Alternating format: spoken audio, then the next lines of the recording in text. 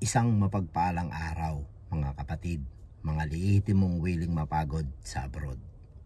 At ako nga po pala, si Boss Osel, isang OFW dito sa bansang Italy. 20 years na ako na nakikipagsapalaran dito at nagtatrabaho ako bilang isang head ng mga driver dito. At napagdesisyonan ko na gumawa ng mga ganitong klaseng video bilang isang Pilipino dahil gusto kong i-share kung ano yung napapansin ko sa ating bayan o sa ating bansa at baka sakaling makatulong at makapagbigay ng konting awareness sa ating mga kababayan. At sa unang tema na gagawin natin ay gusto kong i-share kung ano yung nakikita kong problema ng ating bayan kaya hirap tayong umasenso. Hindi naman po sa pagmamagaling, hindi po ako isang politiko o hindi rin po ako isang political analyst at isa lang din po akong amak na ordinaryong Pilipino, isang OFW. Pero meron din naman po siguro akong karapatang magbigay ng aking sariling opinyon base sa aking nakikita bilang isang Pilipino. Mga boss, pinag-aati-ati tayo ng politika. May mga kanya-kanya tayong sinusuportahan. May mga kanya-kanya tayong pinapaniwalaan na maaaring makapagpabago o makapagpaangat ng ating bansa. At syempre, bilang isang Pilipino, umaasa tayo na gawin ng mga tao na nasa politika yung mga ganong inaasahan natin. Pero bakit hirap na hirap po yung ating bansa na umahon? Talaga bang mahirap yung bansa natin? Talaga bang wala tayong kakayanan para umangat? O talagang malaki lang yung problema ng ating bayan? At kung anumang problema ang totoong nagpapabagal sa pagangat ng ating bayan, yan po yung aking isi-share sa inyo. Para sa akin mga boss, ang totoong nakikita kong problema ng bayan ay ang politika. Hindi natin napapansin, sumusuporta tayo sa mga taong gustong mamuno sa ating bayan at hindi naman natin masisisi yung mga sarili natin doon kasi nga umaasa tayo na magbabago at haangat pa yung ating bayan at naniniwala tayo doon sa mga tao na nangangako at nagbibigay ng pag-asa para sa atin. Pero sa tinagal-tagal, sa dinami-dami ng mga nanunungkulan sa gobyerno, sa dami ng pinapasweldo ng taong bayan na nakaupo sa ating pamahalaan, pero bakit hindi po nila makita yung solusyon para umangat yung ating ekonomiya? Bakit po kaya? Talaga bang may magagawa sila? Talaga bang nandyan sila para ayusin yung bayan natin? O nandyan lang sila para sa kapangyarihan at para sa kanilang mga pansariling interes? Hindi po natin nilalahat. Marami din naman mga politiko ang talagang maganda ang hangarin at gustong tumulong sa ating mga kababayan. Pero siguro naman magkaiba man ang ating paniniwala o magkaiba man ang tao na sinusuportahan natin. Sasabihin ko na to, siguro aagrega na hindi lahat ng politiko ay interes na ayusin ang ating bayan. Hindi lahat ng politiko ang interes ay magsilbi sa bayan.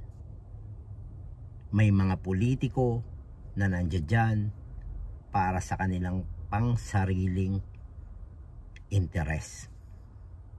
Tulad na lang dun sa maraming mga negosyo dyan na gusto nilang protektahan at kailangan nila ng posisyon sa gobyerno para maprotektahan nila at mapalagupan nila yung kanilang mga negosyo.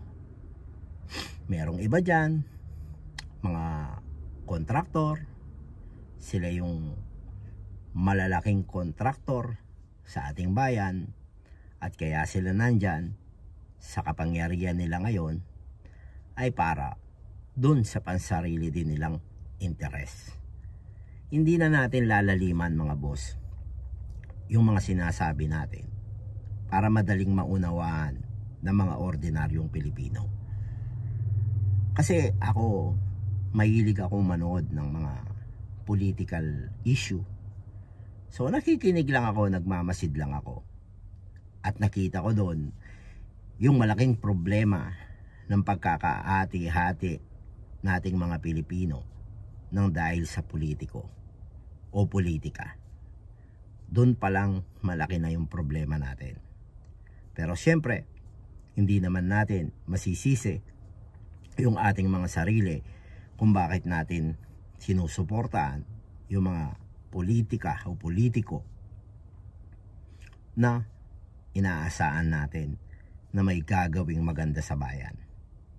Tayong mga Pilipino, tayong mga ordinaryong Pilipino, maganda naman yung intensyon natin kung bakit natin sila sinusuportahan. Pero ang mali at hindi natin nakikita na ang problema o ang malaking problema ng bayan natin, mismong politika. Dahil ang mismong politika ang nagpapabigat sa mabagal na pag-unlad ng ating bayan. Imagine niyo to mga boss. Ilang posisyon sa gobyerno meron ang ating pamahalaan. Sa sweldo pa lang ng mga yan, malaking pera na. Sweldo pa lang yun mga boss. Wala pa tayo ditong pinag-uusapang mga budget nila o kung ano man yung mga proyekto nila. Sweldo pa lang ang pag-uusapan natin. Malaking alaga na yung nakakaltas sa kaban ng bayan. Na ito siguro sa susunod na video natin itakel yung mga posisyon sa gobyerno na napakarami, pero hindi naman lahat functional. I mean, napakaraming nasa gobyerno na pinapasweldo ng kaban ng bayan, pero kakayanin naman ng mga iilan lang. Pero siyempre may batas para dyan at may sinusunod na batas para dyan, at hindi rin naman natin kinokontra yung batas na meron tayo. Ito na may opinion lang at nakikita lang natin base sa mga problema na nakikita natin sa ating bayan. So sa video na to mga boss, ang gusto ko lang tukuyin sa inyo na ako personally ang nakikita kong pinakamalaking problema ng bayan natin ay ang politika. At wala naman po akong gustong patamaan dito at wala rin akong tinutukoy na tao. Itong opinion ko in general. Ito yung nakikita kong malaking problema. Umaasa tayo sa mga politiko, umaasa tayo sa politika na makakapagpaangat ng ating bayan, pero naliligaw tayo. Hindi natin nakikita na ang nagiging malaking problema pala ng ating bayan mismo ang politika. Hanggang dito na muna yung video natin ngayon mga boss, at susundan natin to ng maraming mga video, opinion tulad ng mga ganitong klaseng usapin. Ito yung mga personal na opinion lang naman mga boss. Hindi tayo biyasa, hindi tayo dalubasa, at hindi rin tayo nagmamarunong. Ito'y sariling opinyon na nakikita ng aking mga mata at napag-aaralan na rin. So wala ditong partido o kinakampihan. Kung ano man yung pinagsasabi ko dito, ano to, in general.